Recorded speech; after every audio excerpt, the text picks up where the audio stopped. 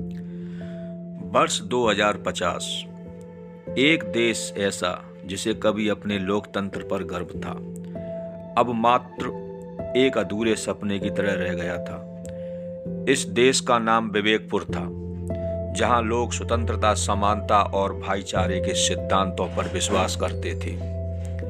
यहां तक कि दुनिया भर में इसे एक आदर्श लोकतांत्रिक राष्ट्र माना जाता था। लेकिन कुछ समय से कुछ शक्तिशाली नेता और संगठन इस आदर्श को नष्ट करने में लगे थे।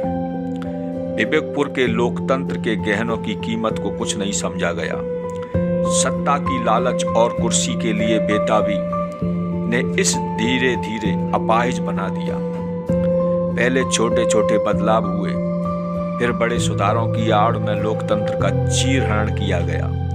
देश में चुनावों का स्वतंत्रता खत्म हो गई। एक दूसरे के विरोध में खड़े होने की हिम्मत नहीं रही। हर राजनीतिक दल को उसी एक शख्स की तरह दिखाया गया जो सत्ता की ख्वाहिश रखता था। लोकतंत्र के खून की शुरुआत एक बड़े राजनीतिक हत्याकांड से हुई। एक दिन विपक्षी नेता राजेश कुमार को सार्वजनिक रूप से गिरफ्तार कर लिया गया। उनका दोष केवल इतना था कि उन्होंने सरकार की नीतियों के खिलाफ खुलकर बात की थी। उन्हें बिना किसी मुकदमे के कड़ी सजा दी गई। यह शुरुआत थी और इसके बाद कई और आवाजें दबा दी गईं। नेताओं और कार्यकर्ताओं को खामोश किया गया, मीडिया पर प्रतिबंध लगाए गए और न्यायपालिका को पूरी तरह से पंगु बना दिया गया। पुलिस और सैनिकों का एक नया दल सरकार के पक्ष में काम करने लगा और उन्होंने विरोधियों को खतरनाक आतंकवादी घोषित कर दिया। कोई भी व्यक्ति जो अपनी स्वतंत्रता और सोच का इजहार करता, उसे या तो जेल में डाल दिया जाता या फिर उसे खात्मे के कगार पर पहुंचा दिया जाता था। लेकिन यह एक असाधारण व्यक्ति राघव था जो इन अत्याचारों के खिलाफ खड़ा हो गया। राघव एक छात्र था जो अपनी युवा उम्र में ही लोकतंत्र और स्वतंत्रता के महत्व को समझ चुका था। उसने गुप्त रूप से एक आंदोलन की शुरुआत की जिसमें लोगों को जागरूक किया गया और बताया कि लोकतंत्र का खून किया जा चुका है। उसने न केवल सोशल मीडिया पर बल्कि सड़क पर भी लाखों लोगों को एकजुट किया। राघव ने यह समझाया कि यह केवल एक देश का संकट नहीं है बल्कि पूरी मानवता का संकट है। लेकिन जैसे ही उसका आंदोलन बड़ा हुआ, उसे सरकार द्वारा पकड़ लिया गया।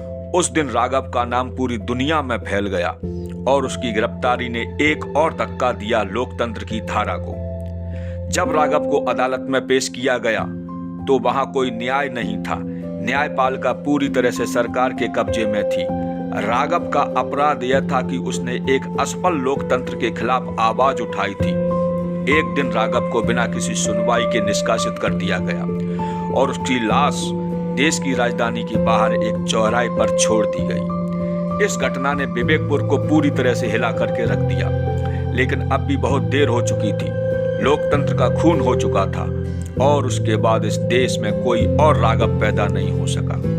विवेकपुर अब एक खोफनाक कंकाल में बदल चुका था, जहां सत्ता के भूख ने सबको खा लिया था और जनता की आवाज को हमेशा के लिए दबा दिया गया था।